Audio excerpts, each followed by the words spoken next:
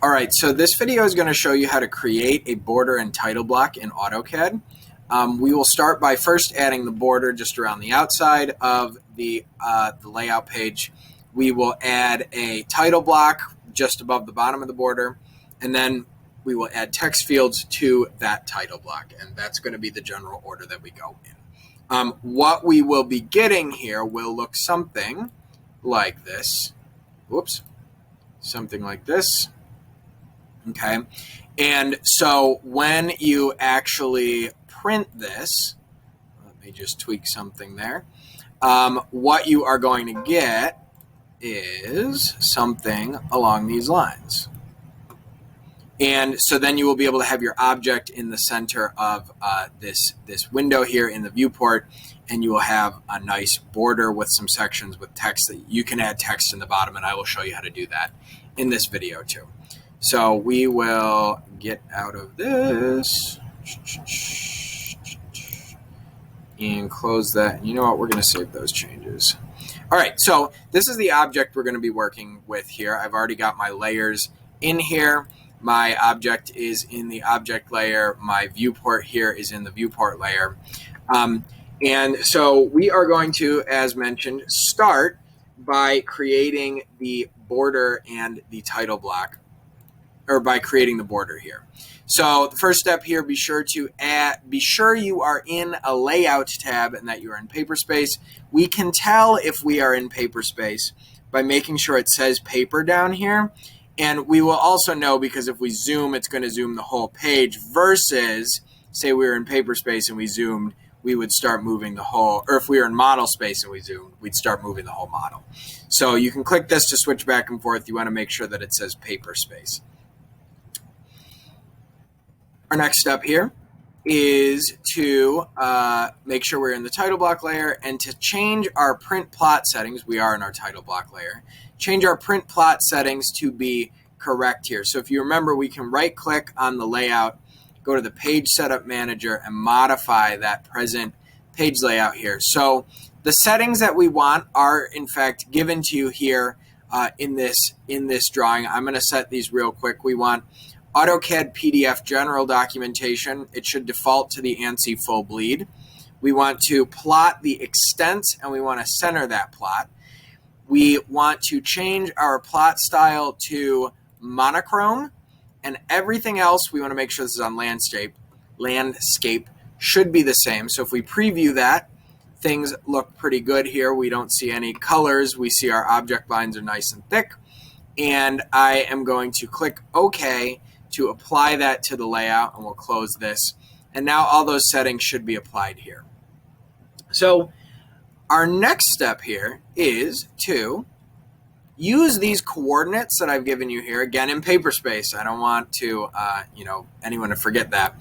We're going to use these coordinates, which I have separately here so I can look at them without flipping back and forth, to draw a border around this piece of paper here. So I am going to do so. I'm going to activate my line tool, typing line. I'm going to make sure I'm in absolute coordinate mode, and I'm going to type 0.125, comma, 0.125. So that is going to start our line down here. Okay. And now I am going to draw out the rest of this space. So I'll use relative coordinates for the next point here. We'll go 10.25, comma, 0. Right, we're going to come up 0, comma, 7.75 at negative 10.25, comma, 0. Enter. And then we can type close to close that shape right up. And that will give us our border here. If it's not appearing to be centered, that shouldn't be an issue. We should be able to center it later.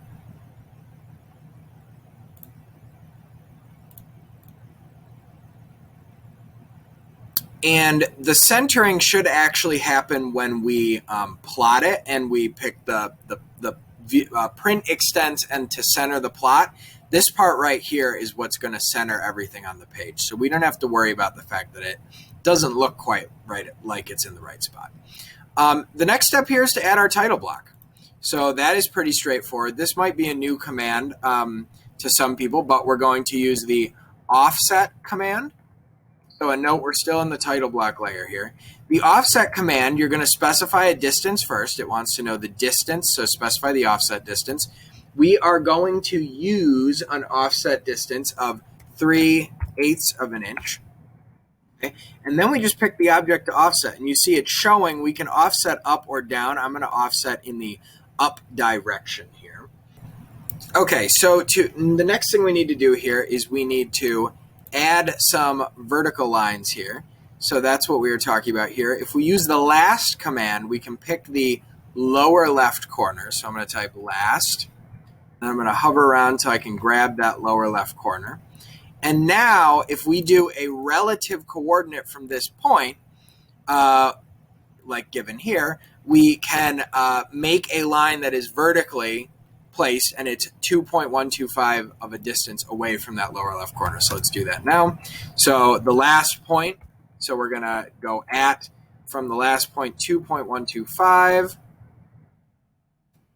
Whoops. 2.125, tab, or comma, 0. And there we go. We get that nice line in there. Okay, I'm going to hit escape. Now we have one vertical line that is the right distance away from that edge for us. Okay, now it's as simple as coming in here and offsetting again that line a couple times, 1, 2, 3, 4 times at those distances. So I'm going to type O for offset. We're going to go 2.125 again. Click it. Look at that. We are in Snap City. Now we're going to go offset 1.5. Is it 1.5? Yep. Okay. Bam. And, oh, that is not the right distance, so we're going to undo. Let's try that again. Offset. We want the, get out of here. Select object to offset. Why is it not asking me for a distance? We're going to type D for, bear with me. Oh, there we go. Now it's asking for the distance. All right, 1.5. Oh, I was hitting enter too quick. You can't get too trigger happy with those enters. There we go. And that is nice and divided up now. So, all the bumbling aside, all right, the next step here is to add some diagonal construction lines. So I'm going to switch over to my construction layer here. And I'm going to just go like this. I'm going to start in the lower left corner. I'm going to connect my diagonal lines all the way across here, grabbing different points until I get to the end. And then I'm going to hit enter to finish that line command. And last but not least, I'm going to resize my viewport so that the corners match the corners of the border. So if I just click once on the viewport, I can click once on each corner, move my mouse to the corner of the border, and click a second time, and it will snap right to those edges there. So now I have the bulk of the title block completed here. The last little thing to note here is that you may want to disable plotting for your construction layer. What that means is that it won't print.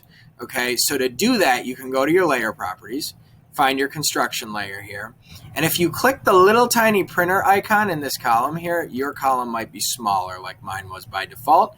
If you click it, a little red circle with a slash through it appears, and that means that it's not going to plot anymore. So if I were to plot this right now and preview it, notice that the construction lines are not there. If I were to reset that setting, watch this. Let's flip that back on for a second, and I plot this now. If we preview that, we're going to see those construction lines. So that is the advantage to turning off that that plot setting there, and that will make it so, one more time to really show it so you can see it, makes it so those construction lines don't print. And the reason for drawing these diagonals is going to become apparent in a moment here. So when this becomes apparent is when we add text fields to the title block. So you want to be sure you're in your title block layer. So we're going to switch back to that title block layer. All right. We're going to type text. So this will bring us into the text command, and there are a couple different, there's an M text command, which is multi-line. We just want the regular one. All right. Now it wants to know, hey, where you're going to place this text. All right, we're not going to do that right away. We're immediately going to type how we want to justify the text. So notice that the J of justify is in blue. Justify is just the position of the text relative to the point that we're going to click. So we want to do that ahead of time. So I'm going to type J, and it gives us lots of different options. You want the MC option. You can either click it here or just type MC. That stands for middle center. Now, when we specify the point, it's going to be the perfect middle point of the text. And that's what these diagonal lines were for. So we just did this step, immediately change the justification. Now we're going to change our snapping to midpoint only. Well, what the heck does that mean? There's lots of different ways that we can do this.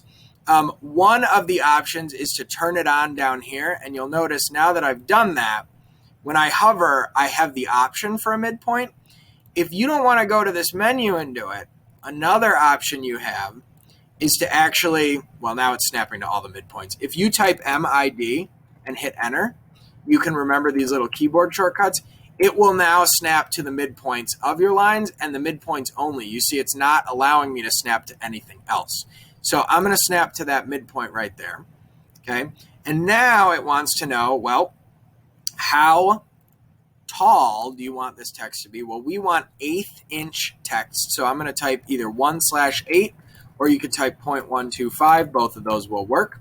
And the last thing it's going to ask you is what angle of rotation. You could just leave that at 0. Now it gives you some nice text and it should be centered in the box here.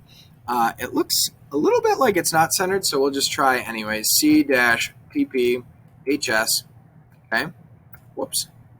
And that should, oh, there it is. It's centered. I don't know what I'm talking about. It was just the box looked weird.